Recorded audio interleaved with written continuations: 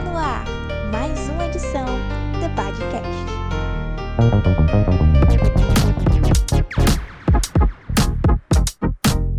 Fala galera do canal Depad, seja muito bem-vindo mais uma vez ao Depadcast. Nós estamos aqui muito felizes, estamos conversando sobre um tema que é o tema da nossa conversa de hoje. Meu nome é Ney Deus e estou aqui para bater um papo com você. E está conosco aqui nosso diretor também do Depad, o pastor Marcos Paulo. Prazer estar com vocês. A gente vai bater um papo aqui muito legal. Quero que vocês acompanhem a gente. E a nossa oração é que o Senhor abençoe sua vida, abençoe muitas vidas. Amém. Galera, é o seguinte. Primeiramente, eu quero falar que eu talvez me identifico muito com você aí do outro lado. Talvez eu, há alguns anos atrás, pensasse exatamente como você pensa hoje. Você vai descobrir que pensamento é esse, que é o tema da nossa conversa hoje aqui no Depadcast, que é sobre o cristão e a política. Eu, ao longo desses anos, eu mudei muito minha forma de ver a política, e o pastor Marcos Paulo, que é o nosso convidado de hoje, me ajudou muito nesse sentido.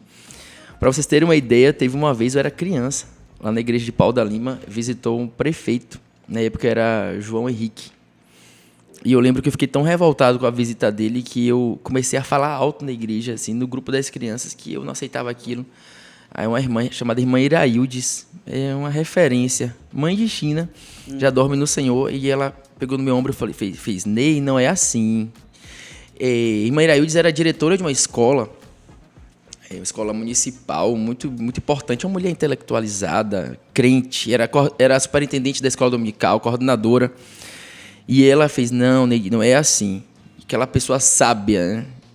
Me acalmou naquele momento, porque eu estava já levantando para sair.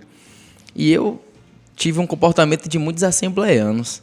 Eu estava daquele jeito porque eu aprendi aquilo. Eu aprendi que nós deveríamos nos afastar da política, manter distanciamento enorme da política. Política é coisa do diabo. Exatamente, que a política era coisa do diabo. E eu, quando eu vi aquele homem entrando, eu tive no meu coração, e foi um sentimento muito bom. Não era algo, não era algo do mal. No meu coração, na minha ingenuidade, era como se o diabo estivesse entrando ali na igreja. E eu tinha que ser o defensor da igreja naquele momento. Tinha que denunciar. Eu me senti como João Batista. E ainda, meu Deus, ele subiu no púlpito, o lugar santo. Meu Deus, como eu fui imaturo naquele momento. E como eu vejo pessoas sendo tão imaturas hoje em dia, porque pensam dessa forma, mas eu não condeno porque eu lembro de mim. E isso foi uma cultura assembleana, mas não só assembleana, mas do cristão que foi construído ao longo dos anos. Eu acho que desde a era medieval, em que a Igreja Católica estava tão entrelaçada ali com a burguesia para algo ruim, e foi sendo desconstruído ao longo do tempo, a ponto de que o nosso inimigo, Satanás, encontrou um terreno fértil para nos extirpar desse meio. E aí ele tomou conta, reinou, e a gente passou a viver o que a gente viveu há pouco tempo atrás. Lamentável. Mas isso ele fez de uma forma muito aspiciosa, né? Ele é astuto, o inimigo. E aí essa semente caiu no meu coração. Eu aprendi aquilo sem perceber que eu estava entregando para Satanás o governo, a Câmara de Vereadores, a Assembleia Legislativa e todas as outras áreas aqui do nosso país. Esse era o intuito dele, que ele conseguiu em mim há algum tempo, e talvez tenha conseguido com você também. E hoje eu penso diferente. Você chegou a pensar alguma vez dessa forma, ou você sempre foi esclarecido em relação à política? Eu tive um momento que eu fiquei um pouco, mais ou menos no meio termo. Aí eu nunca tive essa concepção muito forte de política como sendo uma coisa do diabo e que eu não deveria me envolver muito. Talvez pela experiência de meu avô, que foi prefeito de cidade. Então, desde muito pequeno, eu vivi no ambiente político, não é? Eu vou fazer uma confissão de pecado aqui. Nos primeiros comícios lá de um partido aí que... um partido das trevas?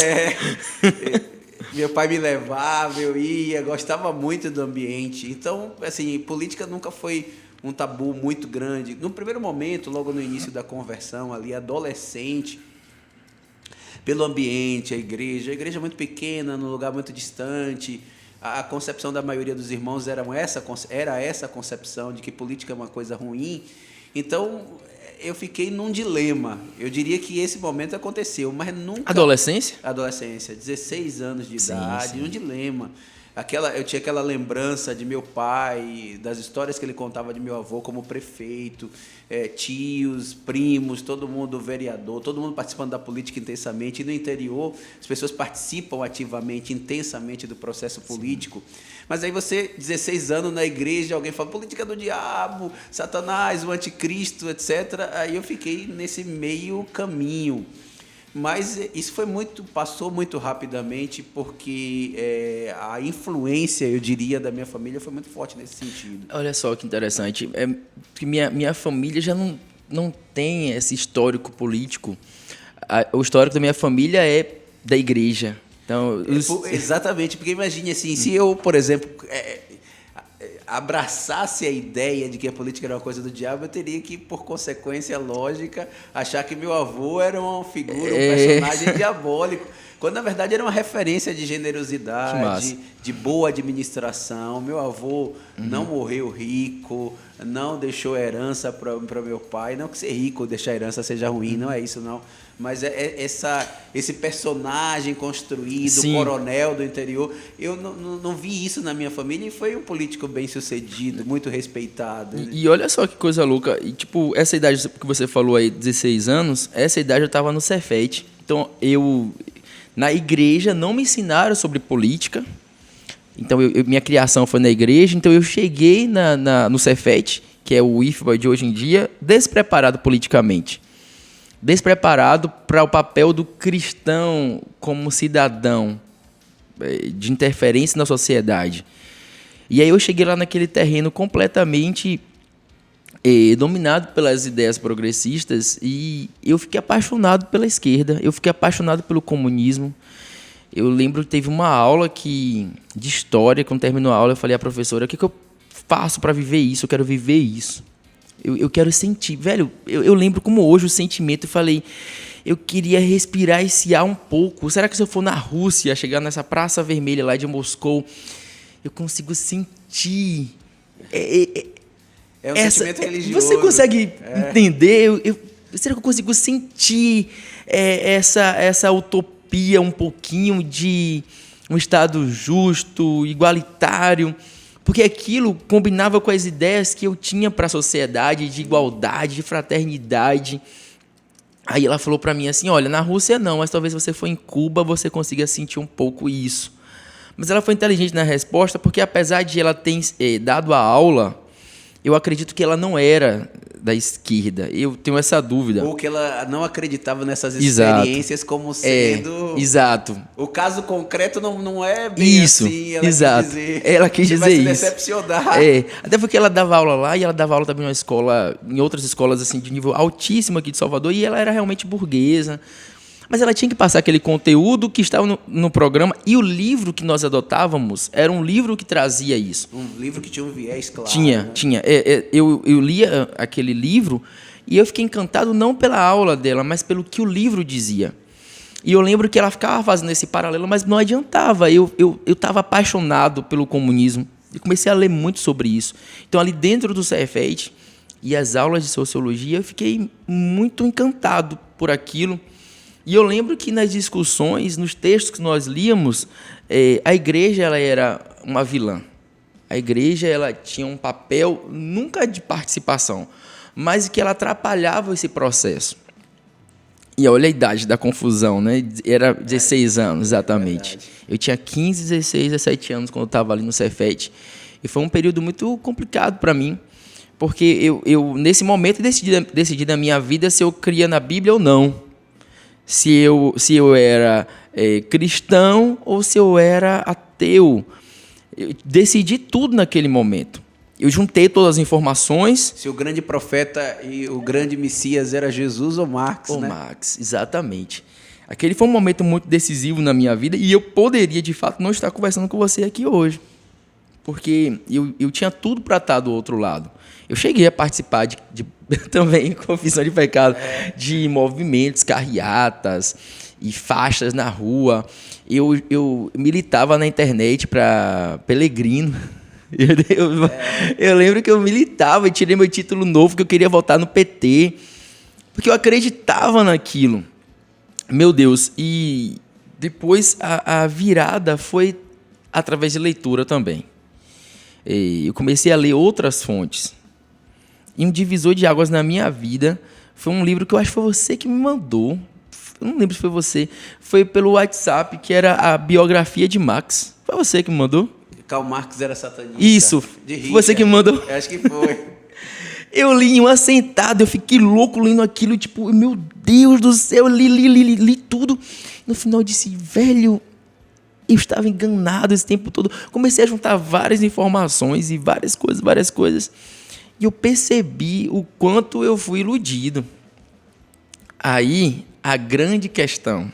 Hoje, você, nós que somos líderes de adolescentes, nesse momento, diante de tudo que a gente aprendeu, nós podemos... A primeira pergunta, nós podemos ou não passar essas informações para os adolescentes que estão aí? Nós não só podemos, como devemos, é um dever. Tem algumas coisas aqui importantes. A primeira é que a Bíblia nunca se propôs... O movimento, por exemplo, é uma disciplina que eu gosto muito, apologética. E até nos cursos de teologia que faço parte, eu gosto de apologética no sentido mais amplo. Porque se a gente for estudar a história da apologética mesmo, a gente vai ver que a apologética nunca se dedicou apenas a combater as heresias. As vãs sutilezas, como disse o apóstolo Paulo, as ideias controvertidas, o pensamento pagão, por exemplo. Desculpa te interromper, mas por que chegou um momento em que as pessoas fizeram esse recorte de, tipo assim, trata apenas disso? Se a própria Bíblia fala claramente. Você consegue identificar qual foi o momento da história que isso aconteceu? Eu acho que o momento que a gente pode considerar historicamente apropriado para fazer esse recorte da virada da chave é a Revolução Francesa, que foi uma revolução anticristã. E todos os teóricos, todos os estudiosos de qualquer orientação ideológica que você pesquisar, você vai notar que a Revolução Francesa é a que mais influencia o pensamento a partir daí no mundo inteiro. No mundo inteiro. A Revolução Francesa, inclusive, tem um sujeito que eu li, e é interessante demais. Ele é pouco lido, mas ele diz o seguinte, que a Revolução Francesa nasce de uma inveja profunda do cristianismo. Porque observe se não faz sentido o que o cara disse. Adolescente, vocês, veja se não faz sentido. Ele disse assim, ó, o que os caras lá, os ideólogos da Revolução Francesa pensaram? Qual é a única religião transcultural que se conheceu na história da humanidade? O cristianismo. Porque quando você pega, por exemplo, os muçulmanos ou qualquer outra religião, eles chegam ali, eles criam uma comunidade que é uma espécie de, digamos assim, mini comunidade. Se você chegar numa comunidade dessa religião aqui, é mais ou menos que você estivesse lá na Arábia Saudita. Não é uma religião que se mistura à cultura local. Ele modifica completamente, não respeita a cultura de um Ele povo. cria uma espécie de cultura paralela, Sim. Estado paralelo. Enfim, isso acontece na Europa hoje. Aí eles perceberam que o cristão e o cristianismo é a única religião na história da humanidade que dialoga com as culturas. Você vê, tem tribo indígena que tem igreja ali dentro. Perfeito. Cigano. Perfeito. Aí eles perguntaram, olha a pergunta dos caras, como os caras são inteligentes, a gente não pode confundir maldade com burrice. Eles disseram assim, o que é que o cristianismo tem que consegue dialogar com as culturas que todas as outras religiões não têm? Eles chegaram à conclusão, o cristianismo trabalha com categorias supraculturais. Amor, próximo. Sim. Observe o que a Revolução Francesa faz. Eles usam essa fala, né? Categorias supraculturais. É por isso que o slogan, o mote, digamos assim, da Revolução Francesa é igualdade, fraternidade e liberdade, se não me engano, né? Liberdade, igualdade e fraternidade. Quer dizer, observe, vamos trabalhar com categorias para além do nosso gueto. A gente vai levantar... É por isso que muita gente diz, e com razão, que a Revolução Francesa inaugura uma espécie de religião civil. É por isso que quando a gente diz, por exemplo, que quando a pessoa se apaixona pelas ideias de esquerda derivadas da Revolução Francesa, está abraçando ideias religiosas. Porque quando você vai olhar, de fato, o que eles criaram ali era uma religião civil. Tem profeta, tem livro sagrado, tem a redenção, né? Tem os instrumentos de redenção, tem o paraíso. É um sistema de visão de mundo que concorre com as Escrituras. Que faz, inclusive, o cidadão entregar a sua própria vida. Dar matar sentido, cara. ou morrer. Por que Cazuza cantava a ideologia eu quero uma para viver? Ele está pensando nos aspectos da Revolução Francesa. Se você pega, por exemplo, se você se apaixona, como você disse, eu quero sentir isso. Isso é um movimento religioso. Sim. Quer dizer, o cara se apaixona, ele encontrou agora a razão de ser da vida dele. Porque é isso, e Luther King disse isso, se você não encontrou nada pelo qual você está disposto a morrer, você ainda não começou a viver, você não aprendeu a viver ainda. O que ele está querendo dizer é que todo ser humano, em algum grau, precisa encontrar sentido para a vida, e a Revolução Francesa propõe. E olha só que interessante, essa comparação com uma religião. Os caras lá no Oriente Médio, eles explodem a si mesmo, porque eles acreditam, então o homem bomba. Aí, mas por que você faz isso, nós ocidentais? Mas ele fala, não, mas esse é o sentido, vale a pena. Eu estou matando por algo maior. Aí você pega Dilma, que sequestrava gente em avião, mas isso é loucura, o mal próximo, mas era necessário. Justifica como se fosse algo que tem que ser assim. Por exemplo, Che Guevara matou tanta gente, matou preto, matou testemunha de Jeová, matou gay especialmente. Che Guevara conta como matou uma criança. Meu Deus do céu, não era possível só uma cegueira religiosa no péssimo sentido da palavra, porque religião é uma palavra positiva, isso é uma outra questão para ser discutida, mas assim, Che Guevara diz que o menino vai peitar ele, tem uma história interessante, isso você pode inclusive olhar no YouTube aí, pegar essa história, e ele conta como deu um tiro na nuca da criança.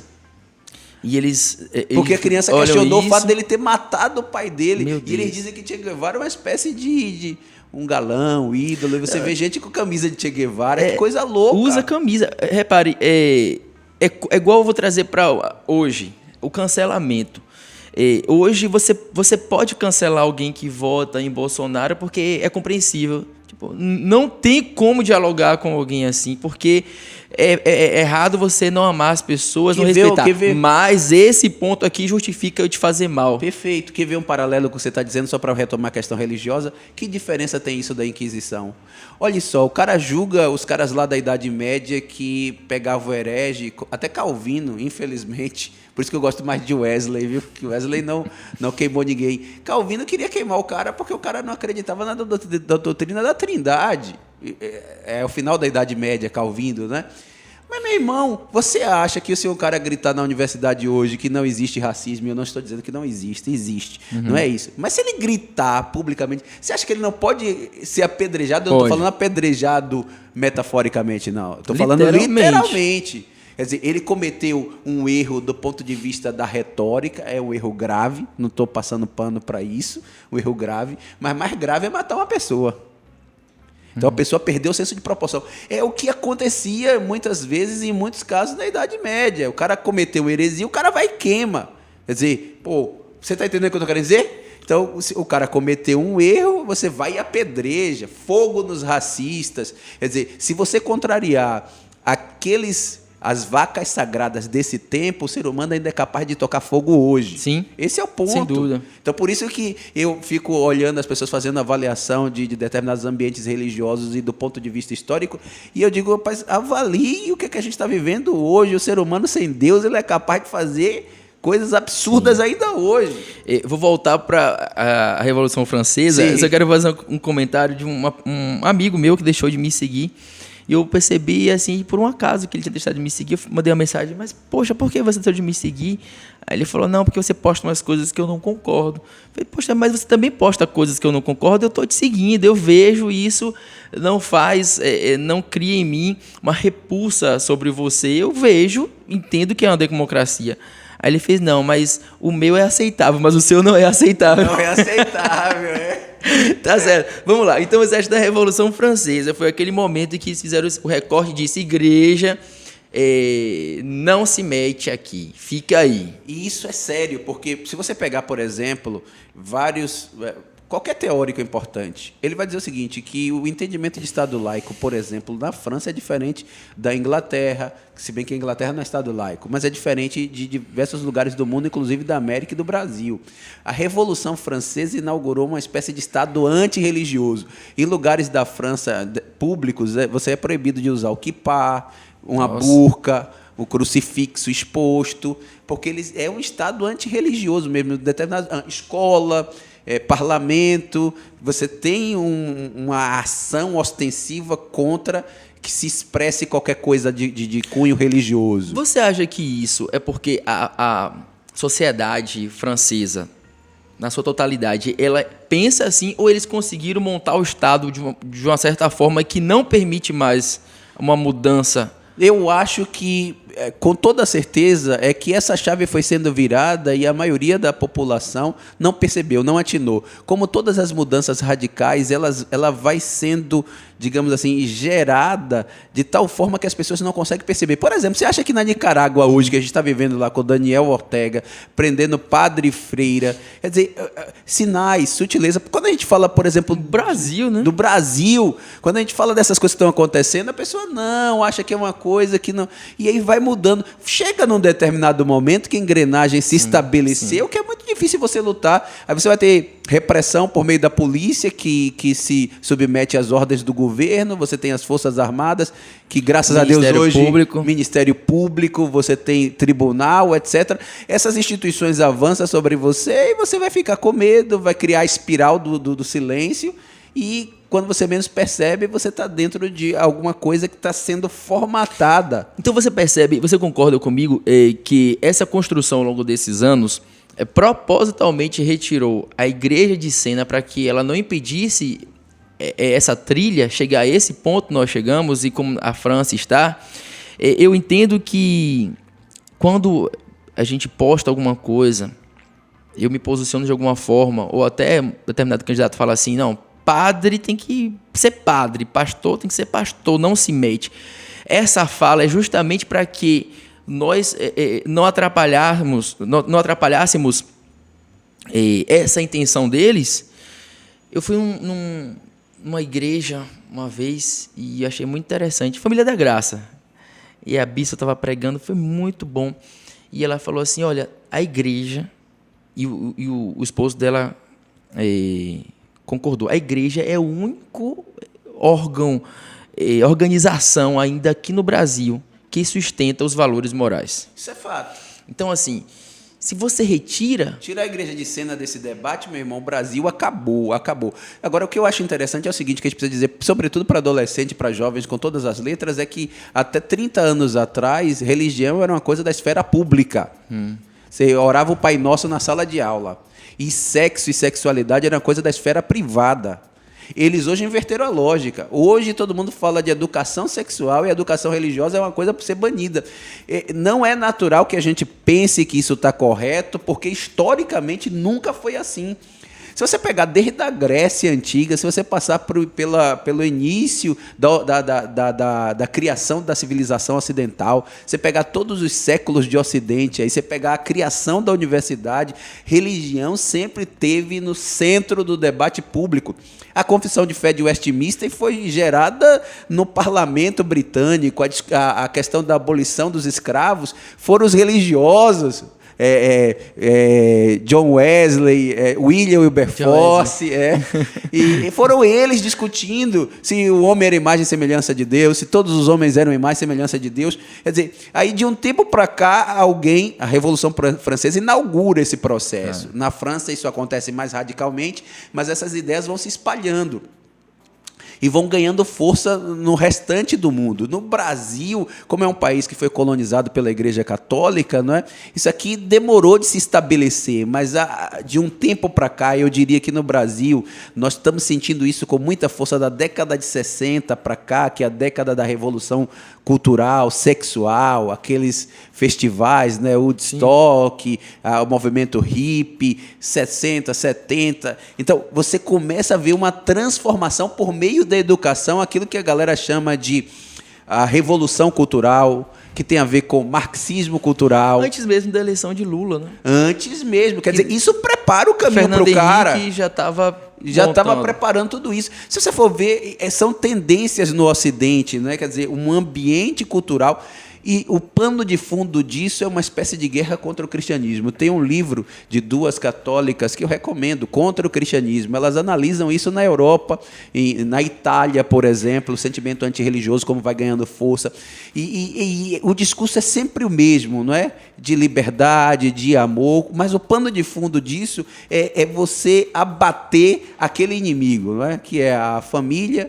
Sim. A família no modelo bíblico, a igreja, a propriedade privada, porque no final das contas isso só atrapalha o projeto de dominar. A agenda mundial. Agendas mundiais. É tão interessante, né, que algumas pessoas falam assim, mas o PT, na época do seu governo, não impediu o crescimento da igreja, não fechou. Mas eles são tão sutis que eles não fecham a igreja de cara. Mas reparem, você pega uma criança, um adolescente, né, que foi criado esse tempo do PT, e na cabeça dela deve ter legalização de drogas. Na cabeça dela deve ter legalização do aborto. Educação. Por que o PT investiu muito em universidade? Você vai na universidade, tem professor, infelizmente, que incentiva que o aluno assista filme pornográfico. Eu sou a favor de que os jovens entrem na universidade. Eu sei a importância de uma universidade. Não é isso que está em questão. Mas a gente percebe que muitas universidades servem a um propósito ideológico. Isso é fato. Agora, tem uma coisa que precisa ser dita com todas as letras em relação ao Partido dos Trabalhadores, e muita gente fica incomodado com isso. O PT mandou fechar a igreja assim, sobretudo na pandemia. Verdade. O senhor Rui Costa ameaçou a igreja e ameaçou colocar polícia para prender pastor. E essa fala teve uma repercussão tão grande, eu dou meu depoimento pessoal. Eu tenho uma experiência que é uma experiência áurea, uma experiência assim, muito emblemática. Um irmão que foi profissional de segurança, que congrega comigo, quis me dar voz de prisão porque eu queria abrir a igreja para fazer o culto. Porque ouviu do governador que, se o pastor usasse abrir igreja, ele ia acionar o poder de polícia pelo crime terrível e horroroso de abrir a igreja para o povo congregar. Meu Deus. E isso é terrível, porque a igreja não fecha nem em tempo de guerra, nem em tempo de pandemia. Isso, desde que o mundo é mundo, desde que a igreja existe. O que é a razão de ser da igreja? A igreja é um lugar de refúgio. A igreja é um lugar de socorro. Sendo que o supermercado estava aberto, a farmácia estava aberta, Exatamente. As igrejas cumprindo todos os protocolos. O último lugar que você fecha numa sociedade é a igreja, pelo amor de Deus. Quer dizer, é a luz. Velho, eu não fiquei doido nessa pandemia por causa da igreja. Exatamente. Quanta gente entrou na igreja na pandemia Meu Deus. E eu abracei. Estou desesperado, estou com fome, eu não sei o que for fazer, estou vendo morte todo dia. O cara no pânico, via aquelas imagens na televisão de abrir covas. E o cara já pensa, estou morto, estou acabado. A igreja estava ali para dizer, Jesus está no controle, ninguém morre sem a permissão de Deus. Isto, meu irmão, é de um valor que não se pode medir. E falando dessa sutileza também, eu lembro que quando o Temer assumiu, uma das primeiras coisas que aconteceu foi que a bancada evangélica foi até Temer solicitando a retirada de alguns livros.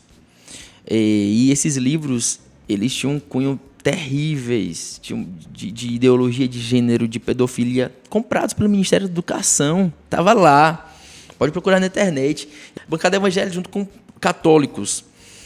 Já estavam os livros circulando há anos no Brasil, com ideologias.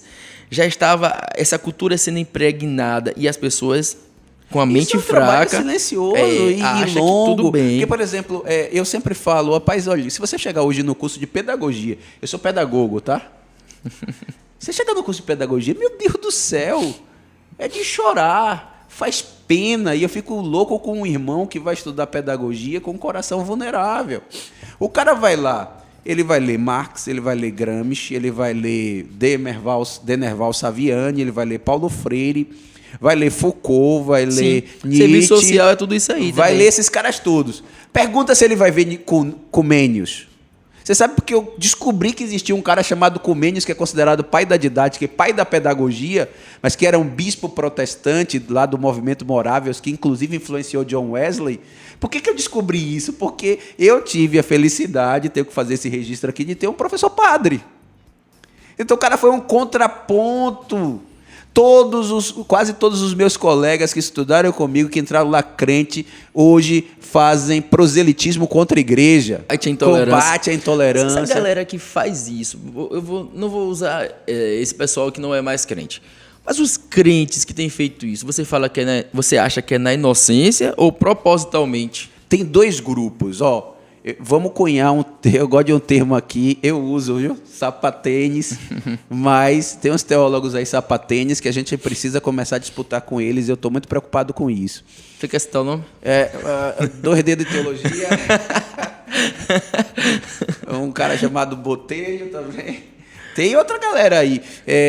O Bible Talks, Rodrigo Bibo, eu respeito ele, não tenho muito nada contra. Eu acho que ele teve uma fala ali. Ele tem uma fala ali que ele escorregou. Mas ele tem uma simpatia por essa galera. No meio pentecostal tem os sapatênis também. É uma galera que se quer acima do bem e do mal. Eles estão falando que agora eles estão se portando para proteger a igreja brasileira da idolatria a políticos. Né? Quer dizer, vem com esse discurso e acaba influenciando, sobretudo, os mais jovens. Mas só que a gente precisa dizer para eles com todas as letras, e eu acompanho muito esse pessoal que tem um discurso assim muito sofisticado, que comunica bem, que não se idolatra só pessoas, se idolatra ideias. E, em última análise, você pode se idolatrar a si próprio. A pior idolatria é aquela idolatria pessoal, porque se parece muito com o que Satanás tentou fazer com Eva. Você vai ser igual a Deus. Satanás ofereceu isso para Eva. Essas pessoas acabam se achando acima do bem e do mal. Eu tenho um problema com pessoas que se querem mostrar muito neutras. No final das contas, isso para mim é... Eu estava pensando outro dia, só para ilustrar aqui, imagine você, nós estamos numa luta de boxe, vendo uma luta de boxe aqui. De boxe? Não. Hoje é jiu-jitsu? Não. Qual é a melhor luta? MMA. UFC. Aí os caras lá têm luvas, né? Aí a luva tem uma espessura determinada por lei ou pelos acordos lá das associações, né? Aí um lutador tá aqui do lado esquerdo, tá? Um lutador do lado esquerdo e o lutador do lado direito. Tá todo mundo olhando pro lutador do lado direito para ver o tamanho da espessura da luva do lutador do lado direito. Mas o lutador do lado esquerdo tá com a soqueira, tá com a faca, e a torcida do lutador do lado da esquerda tá jogando pedra. E eu estou aqui dizendo, não sou nem o da esquerda, nem o da direita. Ora, quando você assume neutralidade com um jogo tão tendencioso, você tem um lado. Isso aí é abusar da minha capacidade de inteligência, é abusar da minha inteligência. Eu fico triste porque esse discurso capilariza, mas precisa fazer o jovem refletir. Gente, o jogo não é normal. Tem um lutador aqui do lado da esquerda que ele está com soqueira, com faca, que a torcida está jogando e que o juiz só está olhando para a direita e o juiz está dizendo, a luva não está muito adequada. Aí vem um comentarista e diz assim, o erro do cara da esquerda, que está com soqueira, com faca, jogando pedra, com o juiz do lado dele, não justifica ele estar com a luva um pouquinho maior. Quer dizer, essa ausência de senso de proporção por parte de alguém inteligente, me faz desconfiar do caráter dele. Eu preciso denunciar com veemência que o lutador ao lado da esquerda está com soqueira, com faca, que estão jogando pedra e que o juiz está tendencioso, ele está olhando só para o lado de cá. Para partir daí, a minha análise ter algum tipo de fundamento de coerência. Então, essas pessoas que não percebem o que está acontecendo no Brasil e que estão falando contra a idolatria entre aspas, no final das contas, eles não têm coragem de admitir, mas no final das contas, na maioria dos casos, eles têm um lado. Tem um lado. Eles sabem que um lado tende a ganhar se conseguirem minar o pouco apoio que resta ao lutador que está do lado do oposto. Tem um lado que nós tivemos o congresso de adolescentes agora e teve um momento que nós oramos pelo Brasil. A gente estava com a bandeira do Brasil e tal, e alguns adolescentes gritaram Bolsonaro. Bolsonaro, Bolsonaro e tal. E filmaram, esse vídeo caiu na rede e eu não gastei meu tempo lendo os comentários que tiveram. Muitos comentários foram apoiando, mas alguns comentários foram realmente falando mal. Mas mandavam para mim alguns que eu vi. Aí os que eu vi, eu clicava assim para ver o perfil. Eram pessoas fazendo L. Completamente esquerdistas. Eu quero defender vocês da idolatria religiosa. Não, eu quero que vocês estão apoiando outro candidato. Eu quero esse candidato aqui porque eu gosto do cara. Essas mesmas pessoas que detonaram a gente não fez um post criticando o culto que teve de Lula, acho que foi em São Paulo, foi no Rio, e que uma mulher lá cantou dizendo que ia ter coisa boa chegando pra ele. Ninguém falou nada. Desse exatamente. Culto, e que a mulher trouxe Lula até a frente, cantou. Pelo amor de Deus, quer dizer, só a gente tá idolatrando, só a gente tá doido. Assimétrica, quer dizer, é desproporcional o padrão que eles utilizam. E outra coisa, no Congresso, eu fiquei um pouco triste. Quer dizer, não fiquei triste, porque eu fiquei muito feliz com tudo que aconteceu. Mas, assim, teve críticas que não foram justas, outras desonestas, e eu fico muito feliz, assim, quando você recebe críticas desonestas, porque você percebe que está no caminho certo. Porque o que acontece? O cara, algumas pessoas especificamente que não estavam lá, como é que você faz uma avaliação de um evento sem estar lá? Em primeiro lugar. Segundo lugar, os adolescentes, ao que me constam ali, eles estavam muito alegres, eles interagiram. Por exemplo, quando eu falei de Bahia e Vitória, quando eu citei o Vitória como o melhor time do mundo, eles vaiaram. Então, quer dizer... Idolatrando o Bahia. Idolatrando o Bahia. Por exemplo, eu lembrei, eles ficaram 20 minutos quase dizendo, eu não vou embora. Foi mesmo, eu não vou embora. Idolatrando a tenda. O Congresso, foi o Wet n Wild. Quase 19 horas de evento. Meu irmão, foi uma característica daquele evento em especial. Eles gritaram Unifax. Tá idolatrando a Unifax. Quer dizer, meu irmão, só sendo muito mau caráter, tem que ser monstruosamente mau caráter para construir essa narrativa. Eles gritaram Bolsonaro. Eles gritaram o nome do pastor presidente, gritaram o nome do diretor do departamento, gritaram o nome de personagens bíblicos. Teve uma hora da interação lá, Esdras, Neemias. Foi. Quer dizer, meu irmão, idolatrando Neemias. Tá idolatrando os personagens. Meu irmão, que é isso? Idolatria é o sujeito fazer uma crítica dura, sem consistência, contra um evento que Deus salvou, curou, batizou, só por razões mesquinhas, para camuflar o descontentamento dele com um apoio maciço que a comunidade evangélica está dando a um candidato, e está dando esse candidato não é porque idolatra ele, não, é porque foi o único candidato nos últimos nos anos assim, mais próximos. Kelvin, né? Que valoriza a nossa cultura, meu irmão. Mas o Bolsonaro não gosta dos evangélicos com a questão eleitoral. Não. Ele é casado com a evangélica, meu irmão. Crente. Ele dorme com a mulher crente, a mulher que ora e que fala línguas estranhas como a gente. E não é como o cara lá do 2D Teologia, não. Fala línguas estranhas, língua estranha é bíblica e é espiritual. O velho... Não vou ser esses caras. Daria um outro da podcast. Uma mulher que é crente e é humilhada, massacrada, detonada pela mídia.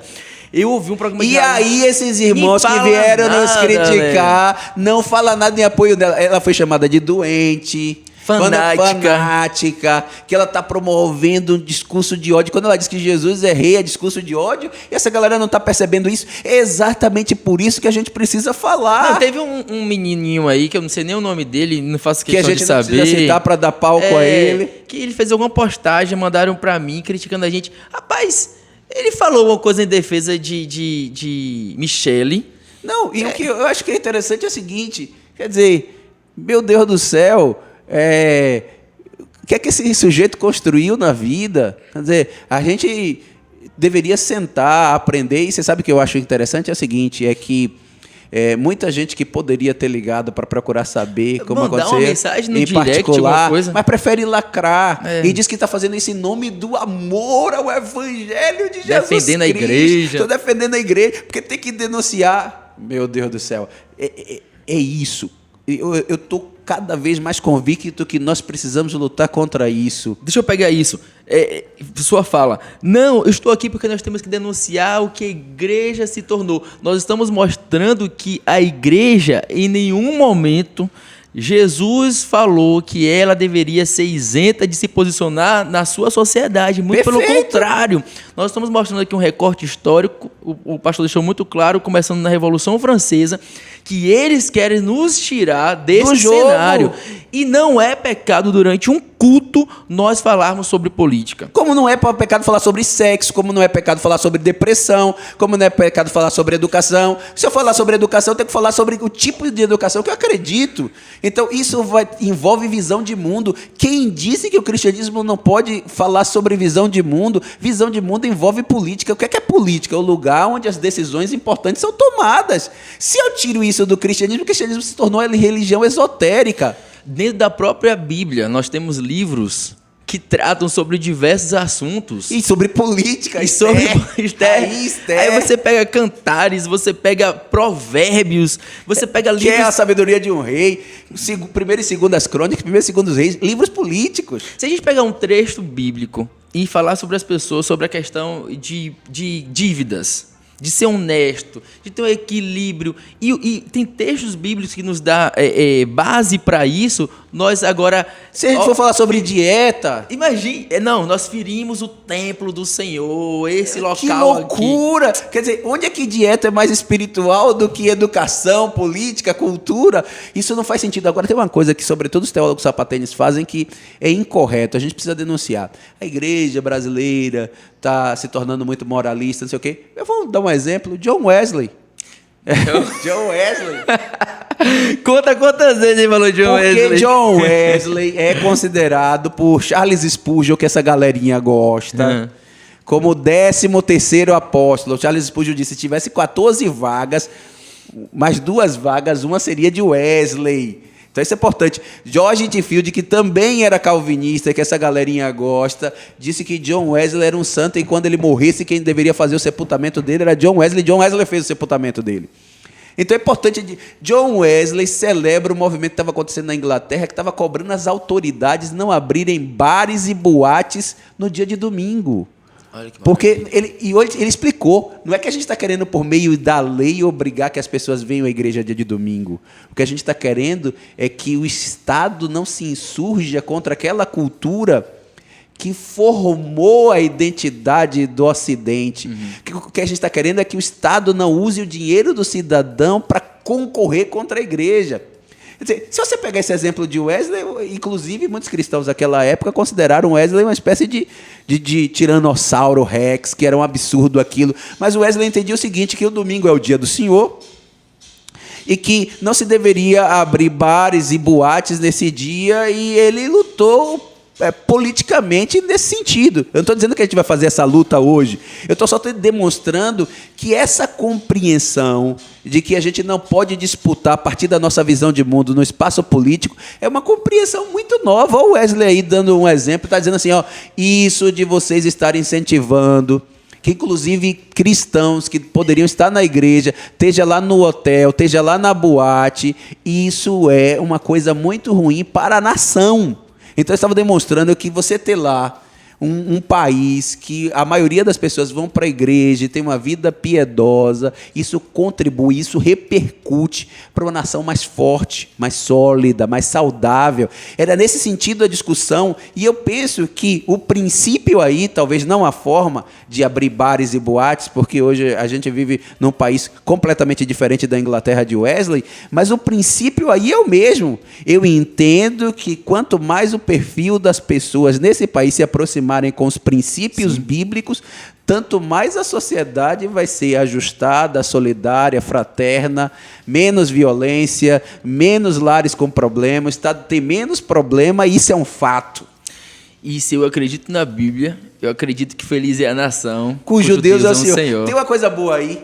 O teólogo Sapatênis Mó, aí, o rei dos teólogos Sapatênis, ele disse, não, nunca teremos, o vídeo mais recente dele aí, nunca teremos uma nação cujo Deus é o Senhor, porque aquilo dizia a Israel naquele tempo. Eles não acreditam que Israel mais é o povo de Deus, né? Isso aí é teologicamente inadequado. Inclusive, a gente tem que mandar ele se consultar com John MacArthur, que é um expoente aí do calvinismo, que ele chamou de senil, que ele chamou de velho, porque John MacArthur não quis fechar a igreja nos Estados Unidos. Ele disse que John MacArthur era velho e que estava expondo os irmãos para morrer, e ele não assume as consequências do que ele fala. Ele fez acusações contra John MacArthur, e John MacArthur é um antipentecostal. Eu poderia estar falando até que mal de John MacArthur, porque John MacArthur é o cara que escreveu Fogo Estranho, né? E ele falou, porque John MacArthur estava com a luta lá com Biden, a galera, porque não queria fechar a igreja, e os caras obrigaram.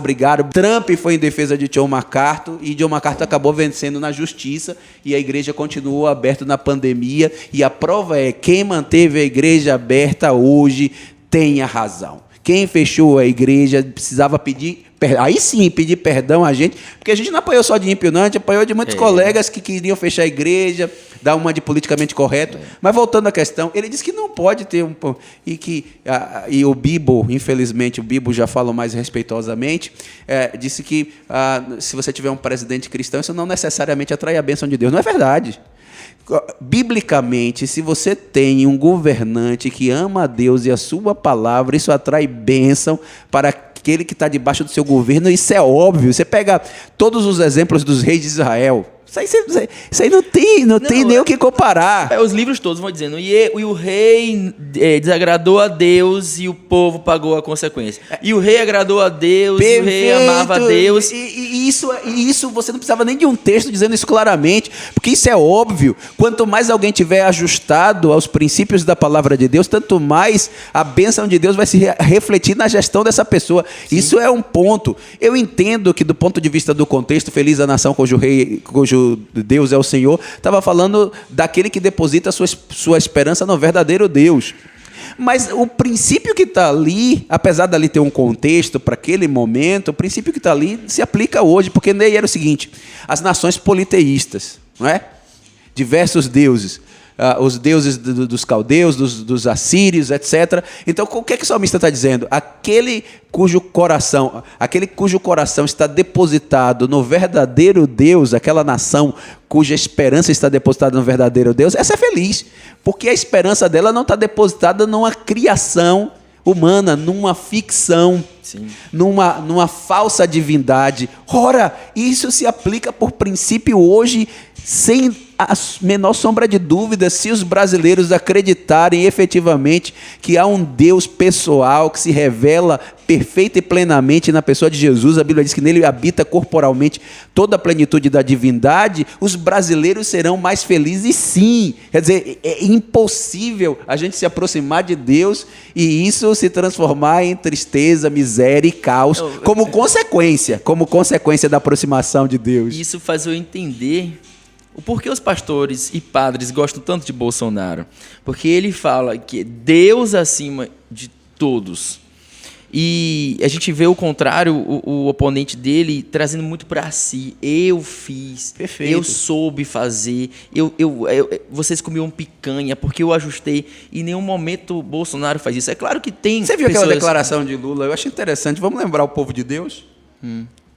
Ainda bem que a natureza, não é Deus. A natureza. Esses caras, eles não acreditam em Deus. Rapaz, a natureza não cria nada, meu amigo. A natureza se cria por princípio estabelecido. A natureza obedece a Deus. Deus criou a natureza. Deus é o criador. Ele é Senhor de tudo. Senhor de todas as coisas. Quer dizer, isso aqui é um recado importante. Mao Zedong dizia, né? Mao Zedong ou Mao Tse-tung, aquele comunista que matou mais de 100 milhões de pessoas. Eu assisti um filme, meu Deus, eu fiquei assustado, porque eu achava que ele era um cara admirável, pelo que eu via falar. Quando eu assisti o filme, eu disse, que é isso aqui? Mao Zedong, o psicopata mais psicopata do mundo, né? Ele disse o seguinte: o povo é Deus. Imagina. Então, essas pessoas não acreditam em Deus. Agora, tem uma coisa que Bolsonaro fez que a gente precisa dizer: não é paixão, não. Não é paixão, não. Tem uma coisa. Se você elogiar, você está idolatrando. Porque o pessoal acha que a gente acha uma coisa boa. Bolsonaro apanha porque ele defende essas causas que a gente acredita. Se Bolsonaro começasse a falar hoje de casamento Y, Giz, e que ideologia de gênero, que tem Goku, Jaspion, Jiraiya, Majin Buu, que tem Piccolo, que tem Shenlong, meu irmão, ele ia se aplaudir. Ele viu Doente, um abraço pra Xuxa. Ele ia virar o ídolo. Então a questão não é essa.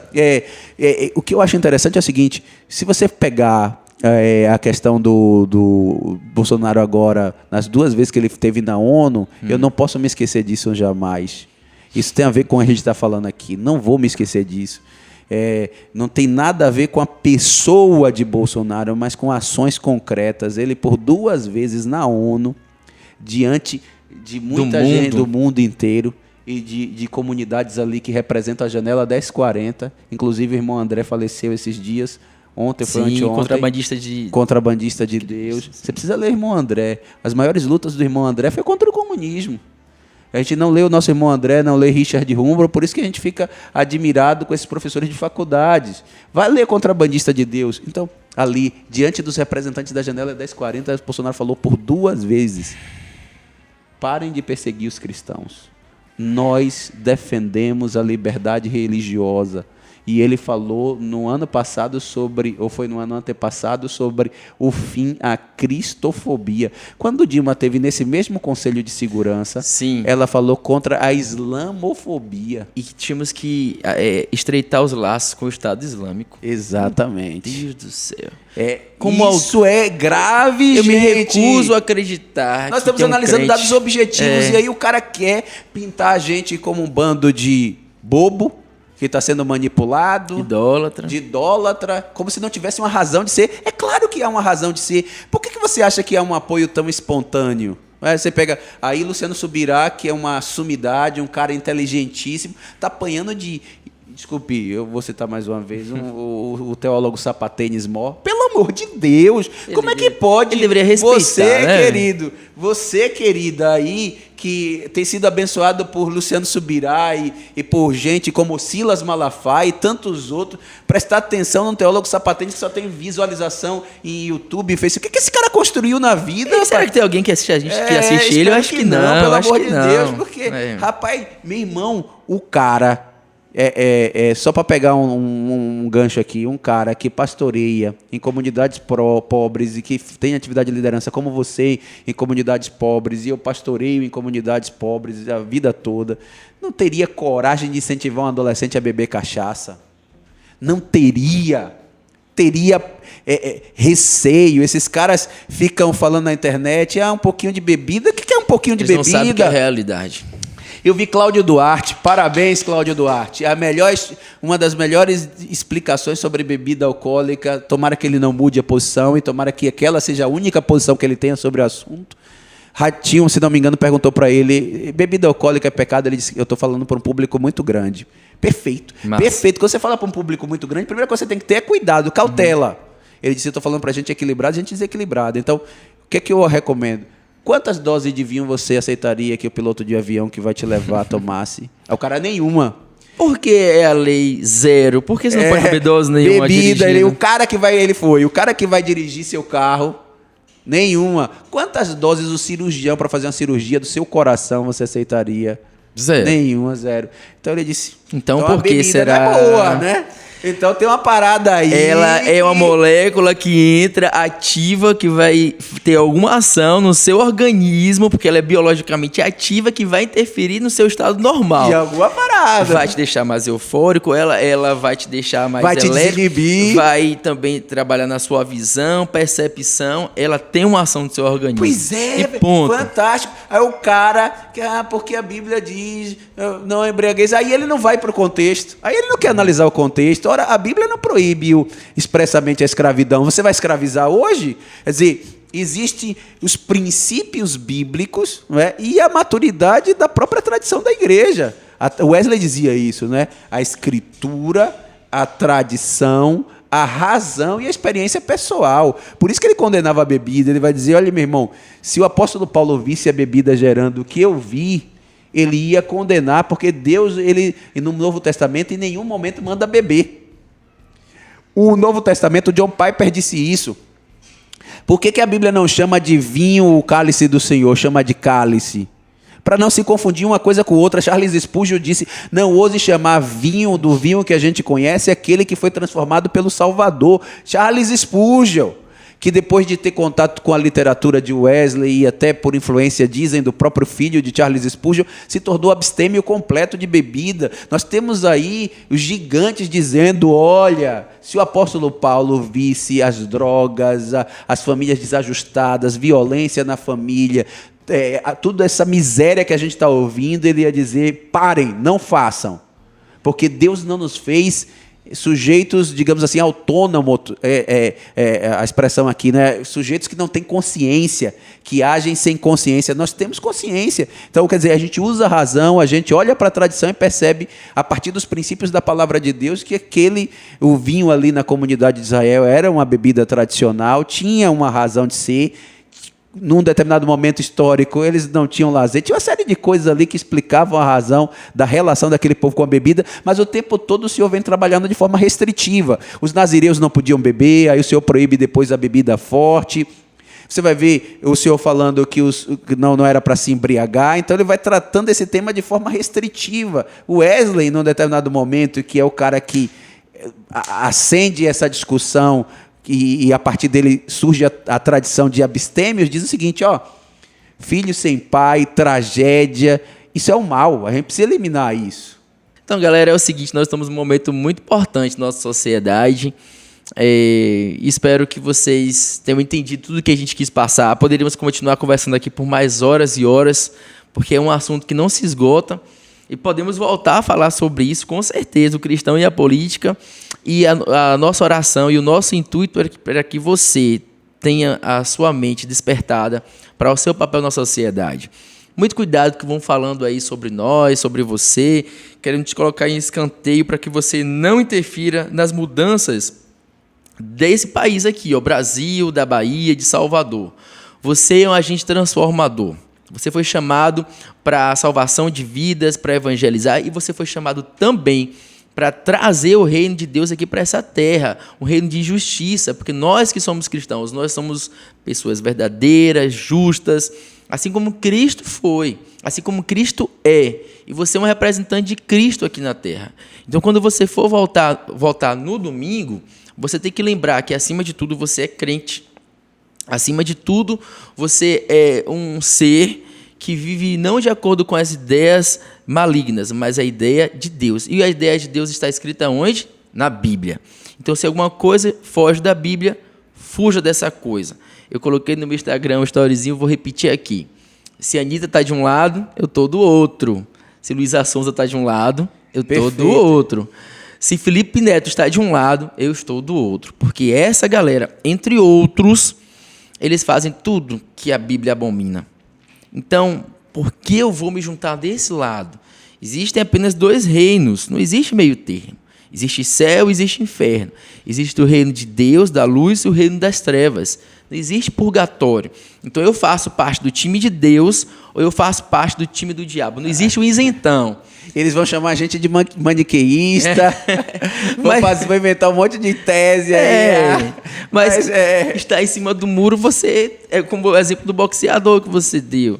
Então, você já está ajudando quem está em vantagem. Ajudando. Quando a Anitta fala assim, Lula, libera as drogas. E eu tenho que dizer, não libera as drogas. E você fica em silêncio e você está ajudando. Se você fica em silêncio, tá... Vamos esperar as pedras falarem por nós? Tem um detalhe que você falou, você levantou uma bola boa, eu acho importante dizer isso para os adolescentes e jovens e todo mundo, e adultos e senhores e senhoras que estão nos acompanhando, que é o seguinte, isso é importante demais. Nunca permitam, e isso eu estou vendo acontecer nas redes sociais, os teólogos sapatenses gostam de fazer isso, não permita. Isso é uma estratégia retórica, isso é uma tentativa de calar. Quando a gente opina, é intolerância, tá impondo, mas quando eles opinam a nosso respeito, é liberdade de expressão. Jojo Todinho pode esculhambar Bruna Carla. E se você for falar, não, você não pode. Você quer impor? Ora, não quero impor, não. Eu não quero impor a Anitta um estilo de vida, mas eu tenho o direito de expressar que ela, como artista, é uma péssima referência.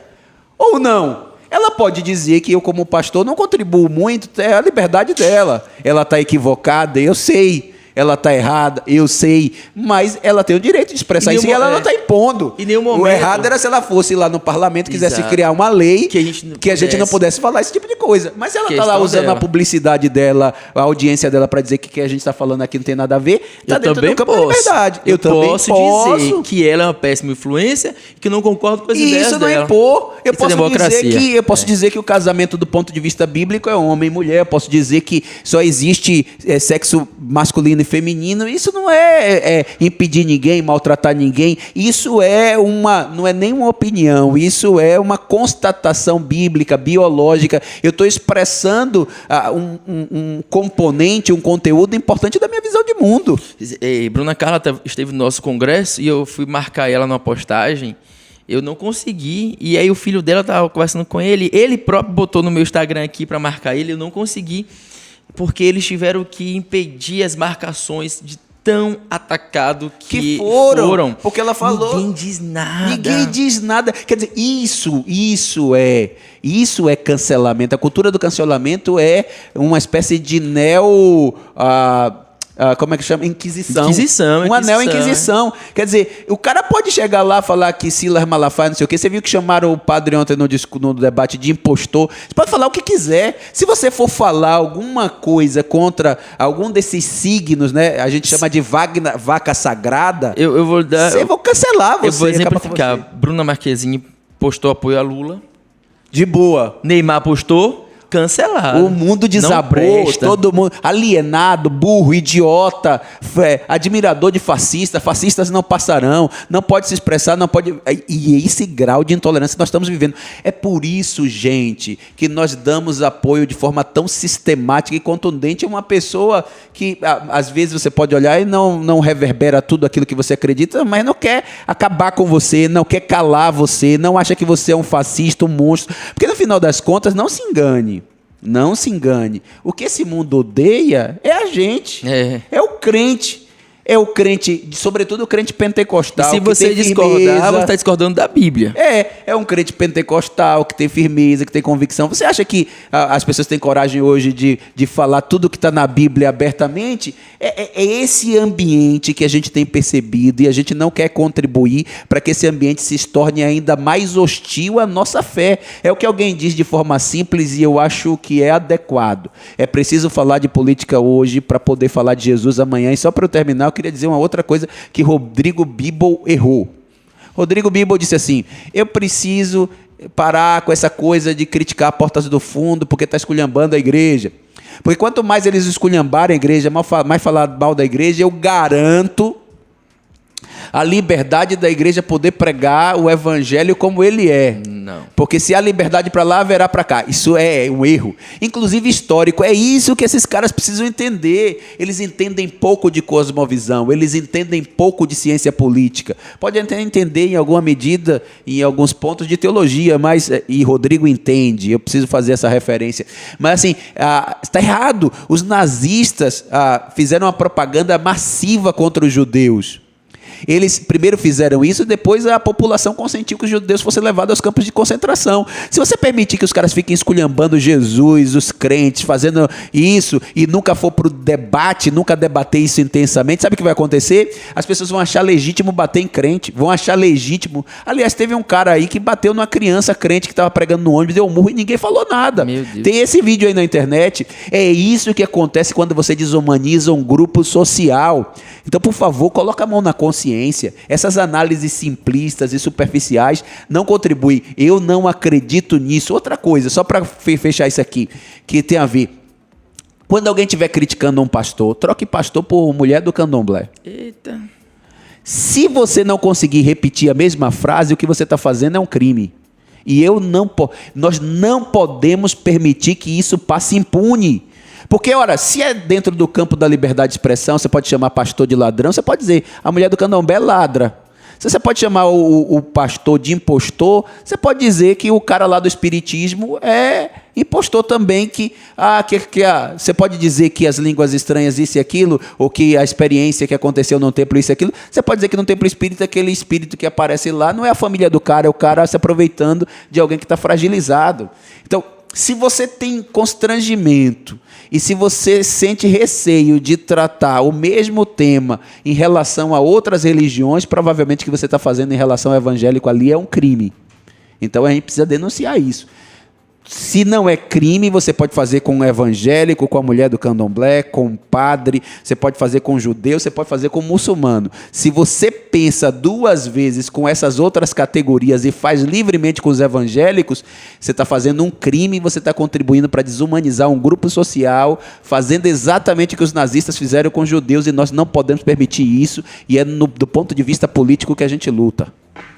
Massa, pastor Marcos Paulo, muito obrigado aqui mais uma vez. Eu que agradeço, foi massa. Foi muito bom bater esse papo com vocês. Essa conversa que a gente teve aqui hoje diante das câmeras, a gente tem sempre. Às vezes pelo WhatsApp, às vezes pessoalmente, e é muito enriquecedor. Espero que vocês tenham gostado. Se discordarem, concordarem, podem comentar aí vale embaixo. A pena, Isso é democracia. Tony, se conseguir botar o linkzinho do clipe Corpo aí pro pessoal clicar e vai lá assistir. Tem um trecho muito interessante que diz assim, ó: eu estava lá, eu ouvi, irmão, meu professor dizer, só tem pastor ladrão. Isso é fato. Meu orientador de monografia dizia isso e eu não sabia que era crime à época. Imagine. Mas eu oro por ele hoje. Eu ia falar outra coisa, mas não tem muito tempo. Pessoal, tchau. Tchau, cola com a gente.